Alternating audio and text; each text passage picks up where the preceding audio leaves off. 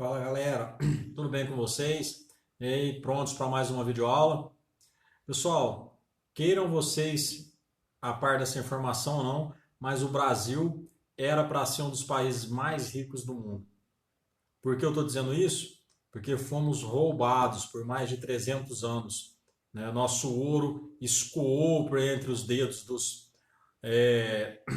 desbravadores aqui e não vingou, não vingou nem em Portugal. Afinal de contas, Portugal também não conseguiu se enriquecer nesses 300 anos de exploração.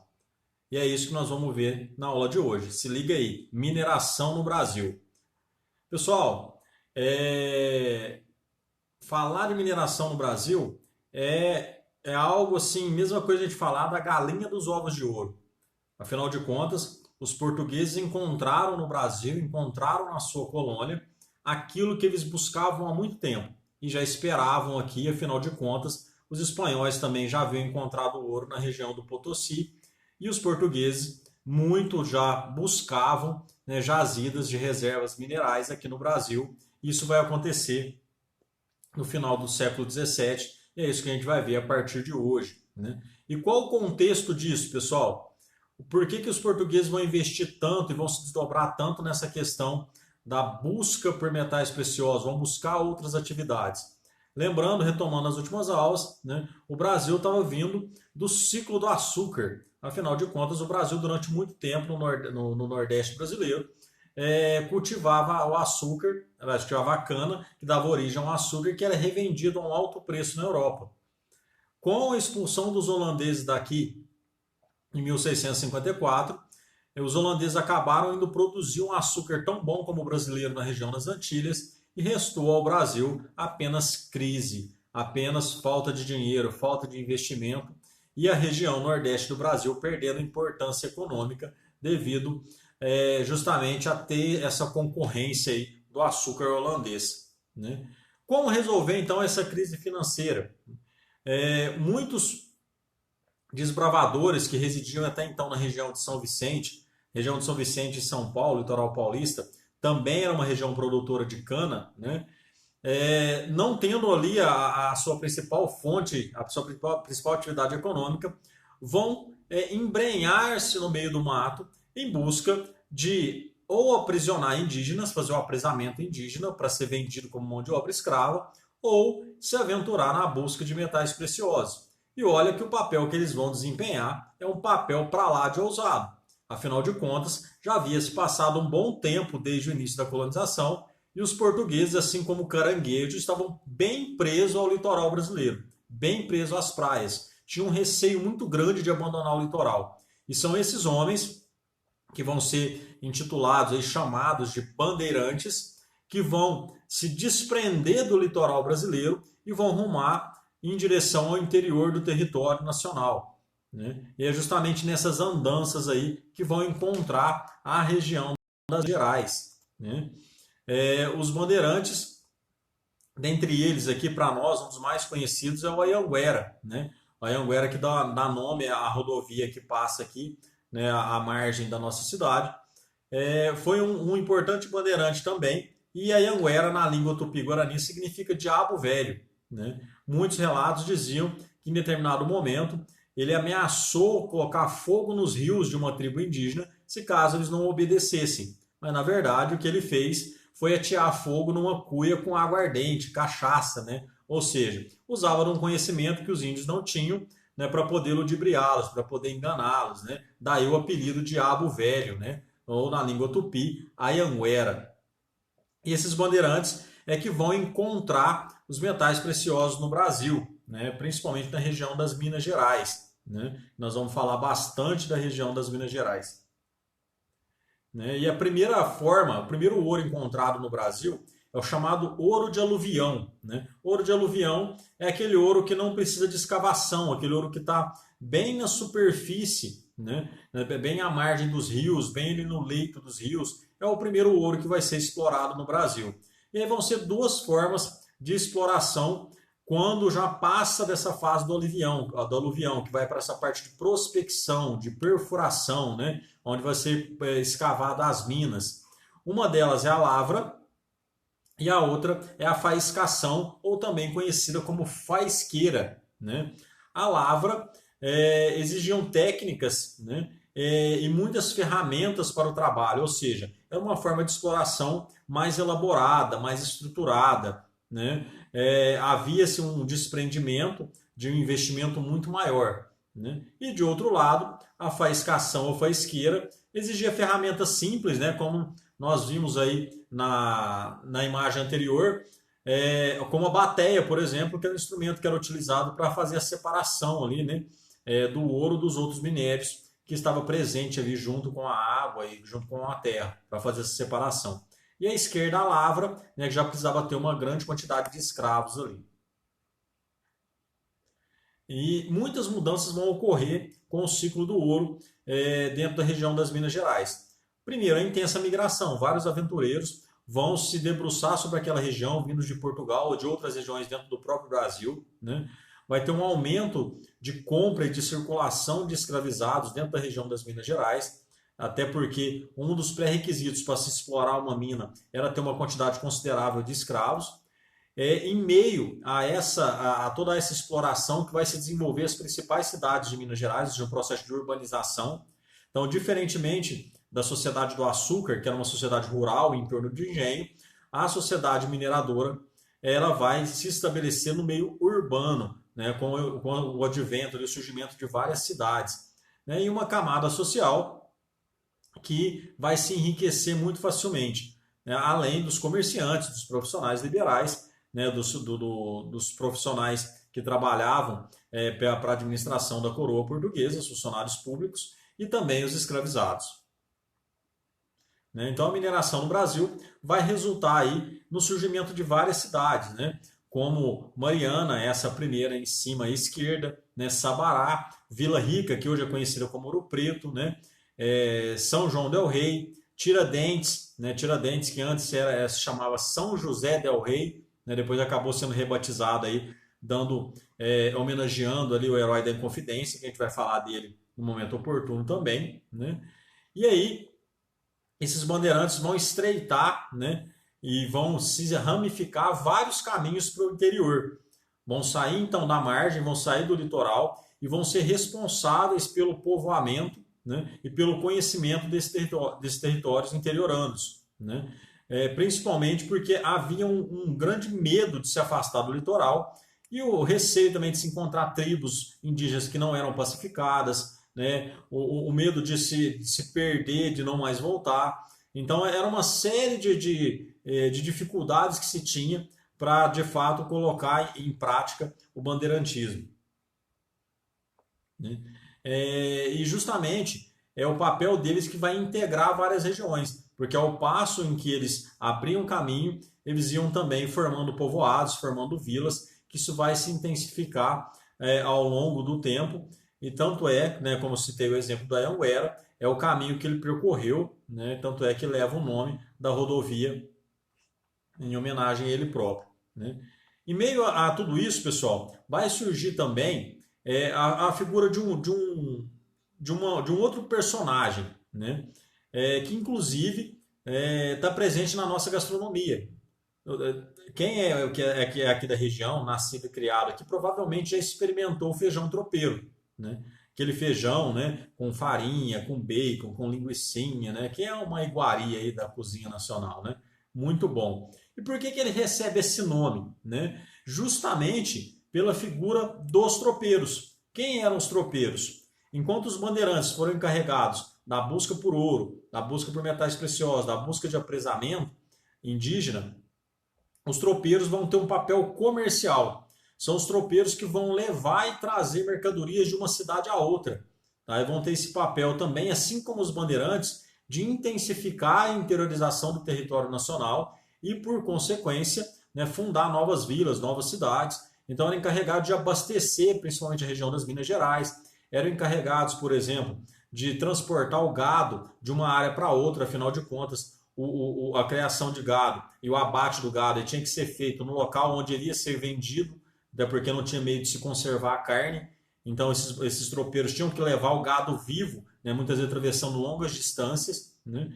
E em meio a isso, né, surgiu esse prato que é a mistura ali da pele de porco, do feijão, né, da farinha, que era um dos pratos que eram degustados ali por esses tropeiros, que também muitas vezes era regado ali no café da manhã, um café bem preto, né? O café preto sem coar, imagina, né? Não usavam coar o café naquela época. E também comiam uma porção ali bem generosa de toucinho já pela manhã, né?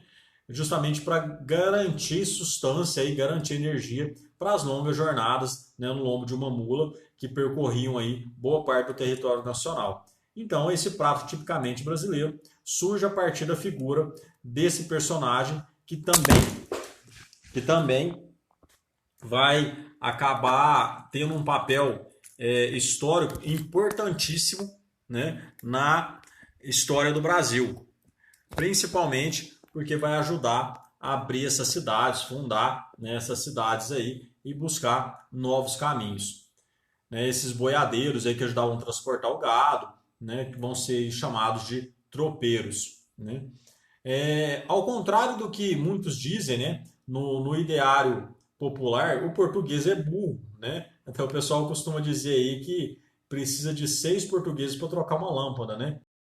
Uma para segurar a lâmpada e outros 5 para girar a escada. Né? Tamanha a ignorância que é atribuída a eles. Mas na verdade isso é apenas uma chacota, né? Os portugueses de bobo não tinham nada, tanto é que vão impor aqui no Brasil uma rígida fiscalização da extração de ouro para que isso fosse ainda mais lucrativo para a coroa portuguesa. Ou seja, haviam encontrado a galinha dos ovos de ouro. E dentro dessa regulamentação, vários impostos vão ser colocados em prática. Tá? A primeira coisa que os portugueses vão fazer é dizer o seguinte: o comércio de diamantes é de uso de direito exclusivo da coroa, ou seja, só o governo português podia explorar os diamantes, principalmente na região do Arraial do Tijuco. Tá? Outro imposto, o quinto. O quinto era 20% de todo o ouro que fosse extraído, ele tinha que ser devolvido para a coroa portuguesa em forma de imposto. Se pensar a quantidade de imposto que nós pagamos hoje, né, 20% naquela época, e se fosse atualmente, estaria de bom tamanho, a gente pagaria sorrindo. Né? Outro imposto é a captação, que era um imposto de 17 gramas de ouro sobre cada escravo que o minerador possuía. Né? Então é como se fosse um IPVA do escravo. Né? Hoje a gente paga uma taxa aí, por exemplo, do IPVA, que é para ter um veículo automotor. Naquela época, como o escravo era uma propriedade de alguém, você tinha também que pagar esse imposto para você manter. Com o passar do tempo, o quinto é abolido, tá? E estabelece uma nova forma de cobrança. Tá? Essa nova forma de cobrança vai vir em forma de uma alíquota que era necessário se pagar ao ano na região das Minas Gerais, né, 100 arrobas de ouro, que é equivalente a 1.500 quilos de ouro. Tá? E muitas vezes, quando esse quinto, essa quantidade não era alcançada, o governo português poderia cobrar a derrama. Derrama seria um imposto, né, de todos esses, aliás, seria a cobrança de todos esses impostos atrasados, uma cobrança compulsória, tá? Ou seja, obrigatória, muitas vezes usando a força. Além disso, os portugueses vão criar 2 órgãos: a Intendência das Minas, que era responsável por fiscalizar e distribuir as terras, tá, das Minas Gerais, principalmente onde se descobria reservas. Então, por exemplo, se você encontrasse uma mina de ouro, você tinha que avisar a intendência. Essa mina era dividida em 4 lotes, também chamados de datas. Desses lotes, um ficava para a coroa portuguesa, um ficava para o intendente e 2 ficavam para quem havia descoberto a mina. Né? E o tamanho do lote variava de acordo com a quantidade de escravos que o cidadão tinha para explorar aquela jazida. Além disso, havia também a figura das casas de fundição. A casa de fundição vai ser criada em 1720 com a finalidade de evitar o contrabando de ouro. Ou seja, a partir do surgimento da casa de fundição, o ouro só podia ser comercializado nas Minas Gerais em barra. E essa barra tinha que ter o selo da coroa portuguesa. Ele não poderia mais ser comercializado em pó e nem em pedra, na famosa pepita. Né? Ele tinha que ser comercializado em barra. Então, quando esse ouro era levado para a casa de fundição, já era retirado o quinto, né? Ou seja, o imposto, os 20%, esse ouro era derretido e colocado o selo real, daí sim ele poderia ser comercializado. Então aí exemplo de algumas casas de fundição que foram implantadas na região das Minas Gerais, né? E aí aqueles engraçadinhos que queriam pagar menos imposto vão acabar muito segura, digamos assim, porque aquele que era pego com um contrabando, aquele que era pego desviando recursos da coroa, poderia ser morto, né, no crime chamado de lesa majestade, onde você estava lesando o próprio rei, né? E aí é que vai ficar conhecida a expressão, né, santo do pau oco, que vocês já devem ter ouvido, né, que provavelmente refere a uma pessoa falsa, alguém que aparenta ser o que não é, né? Mas o significado histórico é que as pessoas utilizavam do misticismo religioso, utilizavam-se da fé, e aí pegava-se imagens sacras, imagens de santos, né? Que tinham o seu interior esvaziado, o seu interior oco, e utilizavam essas imagens para contrabandear o ouro sem retirar o quinto, o ouro ou o diamante, né? Sem ser retirado aquilo que pertencia a Portugal, né? Daí a expressão santo do pau oco, ou seja, aquilo que aparenta ser uma coisa, mas de fato não é, né? Para nós hoje é uma pessoa falsa, uma pessoa que não tem, que aparenta ter mais de uma cara, mas naquela época tinha a conotação de contrabandista, ou seja, aquele que está tentando lesar a coroa portuguesa de alguma forma, tá? A mineração na região sudeste do Brasil, na região das Minas Gerais, vai fazer com que, inclusive, o eixo econômico do Brasil mude para o sudeste. A capital, que até então era Salvador, ela vai ser transferida a partir de 1763 para o Rio de Janeiro, que ficava ao lado da região das Minas Gerais e era muito mais fácil o controle, tá? E até porque tornar a região econômica mais ativa dentro do território nacional. Então, quais são as consequências da mineração no Brasil, né? Expansão territorial, crescimento populacional, que vai atrair muita gente na região das Minas Gerais, o desenvolvimento do comércio interno, afinal de contas, outras regiões que não tinham o ouro como principal fonte de riqueza, produziam gêneros agrícolas, criavam-se rebanhos, e aí transportava esse rebanho ou esses gêneros alimentícios para a região das Minas Gerais, criando um fluxo interno, aonde a figura do tropeiro é essencial, né? A transferência do polo econômico e social para o interior, assim como a transferência da capital para o Rio de Janeiro a partir de 1763, o surgimento de inúmeras cidades, como eu já havia mencionado para vocês, e a criação da capitania de Minas Gerais, aonde vai ser ali a região em que os olhos dos portugueses vão brilhar. Pessoal, encontrava-se tanto ouro que no auge da exploração da mineração no Brasil, extraía-se mais ou menos 11 toneladas de ouro por ano. Os portugueses chegaram ao cúmulo de acreditar que o ouro no Brasil era inesgotável, que o ouro no Brasil nunca ia acabar. Tanto é que eles nunca procuraram investir, de fato, esse ouro retirado do Brasil na economia portuguesa. Quando eles se deram por conta, o ouro já estava dando sinais de esgotamento, né? E aí o infográfico, né, mostrando um pouquinho aí de como essa sociedade vai se organizar e também quais os desdobramentos disso dentro da região das Minas Gerais, tanto na política como na economia, tá? Então, uma sociedade urbana, é uma sociedade que vai se organizar a partir desses núcleos, né, e várias cidades vão surgir nesse contexto, principalmente porque é onde vai se desenrolar, né, o comércio, os órgãos públicos vão se instalar, onde a vida vai se desenvolver, né? Assim como vários outros aspectos dentro da vida da colônia nesse período, né? Então o Brasil literalmente era a galinha dos ovos de ouro e vai permanecer assim por um bom tempo. E aí nós vamos ver nas próximas aulas o desdobramento disso, né? Afinal de contas, o ciclo do ouro vai desenvolver no Brasil também uma cultura bem peculiar, né? Com a ornamentação de várias igrejas, né? A arte barroca que vai se desenvolver também na região das Minas Gerais. E aí nós vamos falar um pouquinho, né, já entrando na questão da história da arte, né, falando um pouquinho de como o ouro vai desenvolver também um aspecto cultural na região das Minas Gerais e vai deixar um legado histórico-cultural sem precedente na história do Brasil, que é muito bem guardado até hoje nas cidades históricas em Minas Gerais, como por exemplo Ouro Preto, né, que guarda aí um grande tesouro arquitetônico e também cultural desse período. Mas isso aí a gente vai ver na próxima aula. Aguardo vocês no fórum. Até lá, pessoal. Abraço.